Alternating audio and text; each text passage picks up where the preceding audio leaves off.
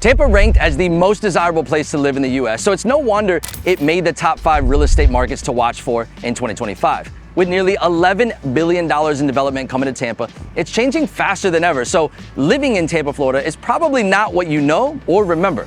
As a Tampa native, I wanted to show you what it's really like living here today. Not just the good, but the bad and the ugly and everything in between. After helping hundreds of families buy and sell here as a top realtor, I see many love their decision to set roots, while in some cases, others regret it.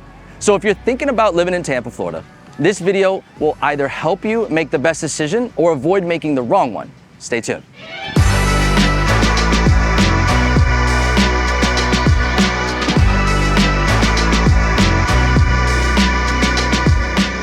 Tampa has over 245 days of sunshine, but is that always a good thing?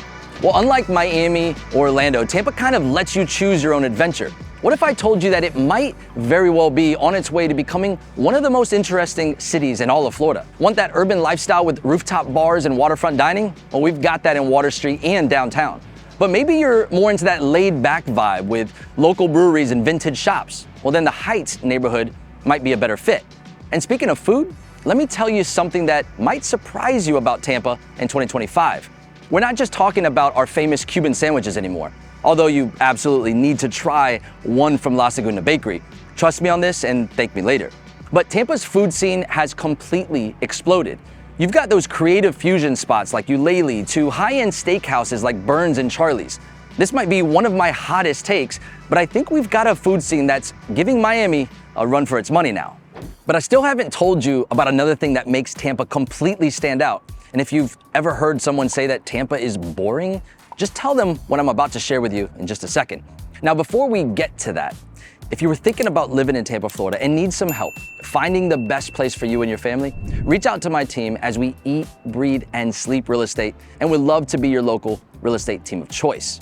While Miami has a crazy nightlife and Orlando has the theme parks, Tampa has year-round events and festivals for everyone. First up, we've got Gasparilla, which is basically Tampa's version of Mardi Gras, complete with a pirate invasion that brings over 500,000 people, but that's just the beginning. You've also got things like lightning games, packing out Amalie Arena, and so many food festivals. The Cuban Sandwich Festival, Tampa Taco Fest, and let's not forget about the Tampa Pig Jig, where you can sample some of the best barbecue in the South. And that's not even counting our monthly markets like the Fresh Market at Hyde Park Village, the Sunset Market at Midtown, and Fourth Friday, where the Heights area turns into this massive block party with local artists and food trucks everywhere. Now, speaking of artists, I haven't even told you about what our art scene will be like in 2025, because believe me, it's about to change for the better. The Tampa Museum of Art is currently in the process of financing a $110 million expansion project where they'll be incorporating over 77,000 square feet of land that will completely redefine the museum's surroundings. I'm talking about riverfront terraces and parks, but that's far from being it. They'll also be working on a brand new 51,000 square foot structure right next to the waterfront, and looking at what they have planned, this project will most definitely be key to that art scene growth I've been telling you about. What makes Tampa different from other cities is that our events aren't just concentrated downtown. One weekend, you might be at a waterfront concert at the pier in Safety Harbor. The next, you're at Rock the Park in Curtis Hickson. And the weekend after that, you're checking out the Sunset Music Festival. While some major metros across the country have very little development and grow gradually, Tampa is exploding right now. The $3.5 billion Water Street development transformed our downtown into something that honestly looks more like Miami. I'm talking luxury high-rises like the Ritz-Carlton in Pendry, Tampa, brand new rooftop bars, and a street life that Tampa natives like me never thought we'd see. Water Street is one of the first extremely walkable neighborhoods, and it's the only well-certified wellness community in the US. But what's really exciting, and what most people don't realize, is that this is just the beginning. We've got the Gasworks development connecting Ybor City to downtown, the Roma Yard project bringing new life to the West Tampa riverfront, and we're also expanding our Riverwalk to create 13 miles of continuous waterfront access. That's gonna be a game changer for getting around the city.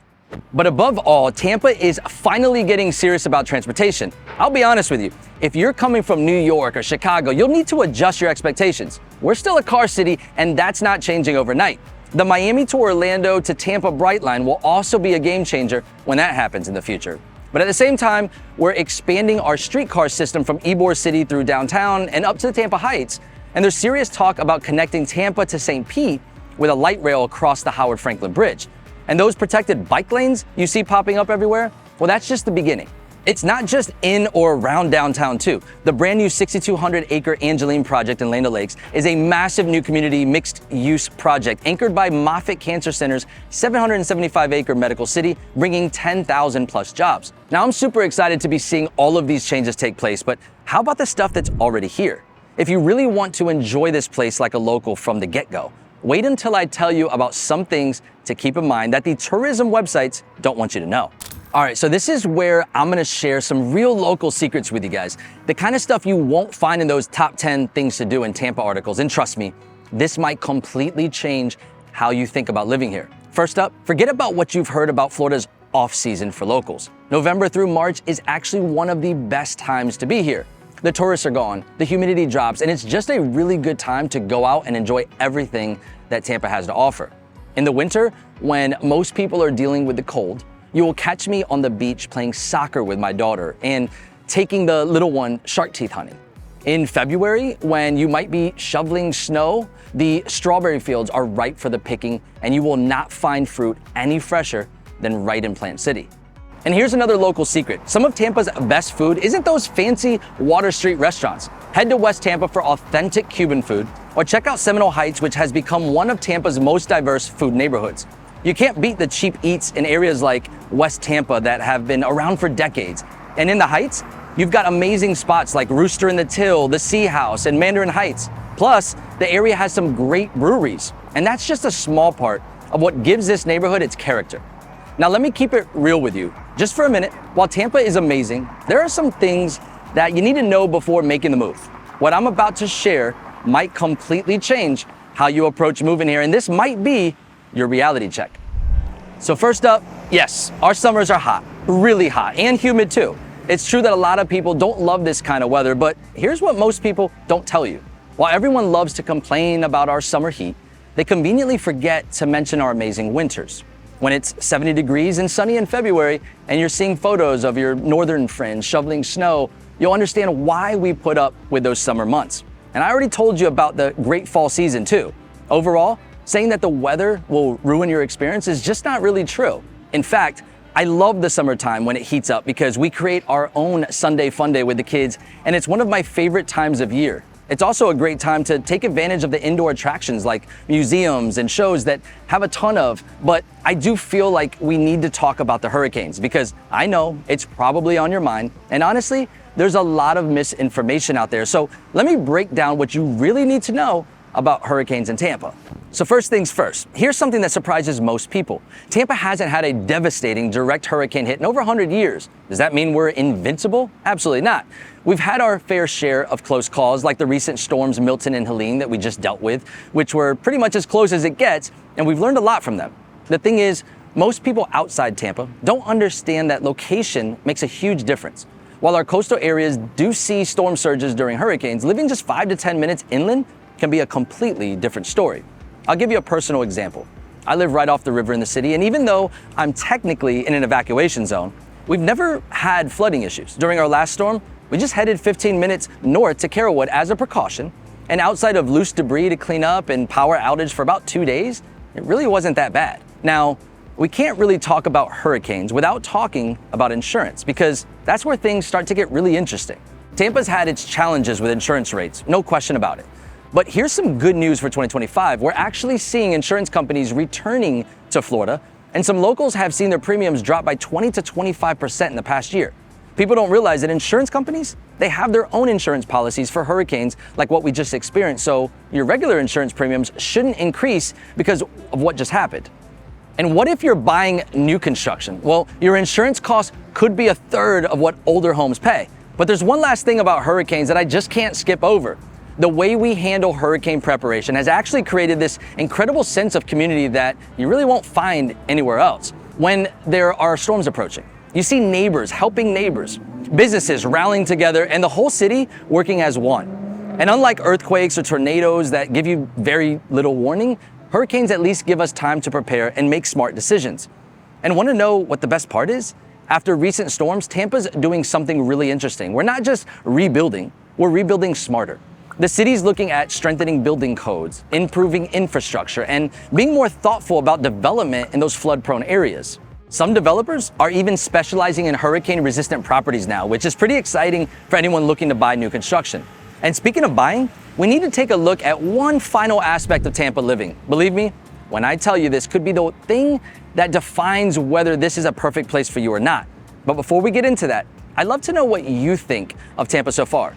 Would you enjoy to live somewhere like this? Let me know all about it in the comments down below. Now I know what you're probably thinking. Okay, Tampa sounds great, but what is it actually going to cost me to live there? Well, stick with me because what I'm about to share could completely change your approach to buying in Tampa. First, let's talk about numbers. The median home price in the Tampa metro area, that's Tampa, St. Pete, and Clearwater, sits at just over $400,000. But things actually go way further than that. And if we're speaking about median prices, Tampa can get complex. Less than a third of available homes are what we consider affordable by that standard. Now let me go ahead and break that down by area. Hillsborough County has about 1,300 homes under 400,000. Pasco has 1,300, and Pinellas, which covers St. Pete and Clearwater, only has 800 homes in that range. But here's where it gets interesting.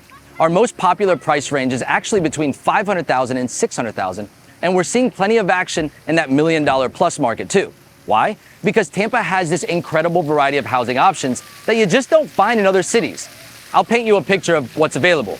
Downtown has these amazing new high-rises with 24-hour concierge service, rooftop pools, and co-working spaces. Head over to historic areas like Tampa Heights, and you'll find some gorgeous century-old bungalows. Or check out a place like Carrollwood, where you can find fantastic 1970s homes where nothing is cookie-cutter and a spacious lot is the norm. And it doesn't stop there. About 70% of buyers are seriously considering new construction. And there's a good reason for that. Let's say you have a budget of around $800,000 that you want to stay under, and you want to live in a sought-after area like Carrollwood. While the resale market is starting to make a comeback, you might only have 10 to 15 homes to choose from, and you'll most likely need to renovate something. But go 20 minutes further out to a place like Wesley Chapel, and suddenly you have hundreds of brand new homes to choose from with no worries about updating roofs, HVACs, or windows. One thing to keep in mind is that if you're looking at those newer master plan communities, most come with HOA and CDD fees, and these typically run a few $100s a month, but you do get all the fun bells and whistles. And here's a local tip. If you want to avoid those fees, focus on the older parts of Tampa. In fact, more than half of the homes for sale in our metro area don't have an HOA at all. But they are also not in a master plan type setting, so you truly have to think about what is important to you. I actually have a rule of thumb for finding more affordable options. Either go inland or head north or east of the city. Or if you want to be in the city proper, look for a fixer-upper. Remember, many homes within the city limits are older, and that's where you might find a deal. You just have to put a little elbow grease to shine it all up. And let me share something that's really important for 2025. With all the new developments like Water Street, Gasworks, and the Tampa Riverwalk expansion, we're seeing some neighborhoods appreciate way faster than others. Areas that were mostly overlooked or suddenly becoming hot spots, especially if they're near all the new developments. So bottom line is, Tampa has a ton of real estate options for all kinds of lifestyles and budgets. It's just a matter of looking for them in the right places. And if you're thinking about finding those right places, I would love to help you find your perfect spot here in Tampa, just like I've helped hundreds of families do the same. Just reach out to my team and we would be happy to help you. Our info is right there on the screen. Oh, and if you want to see a local breakdown of the best and worst neighborhoods around here, I have a video on that too, just right here on the screen, so you can watch it right now. Thank you for watching. Until that next video, I'll catch you later.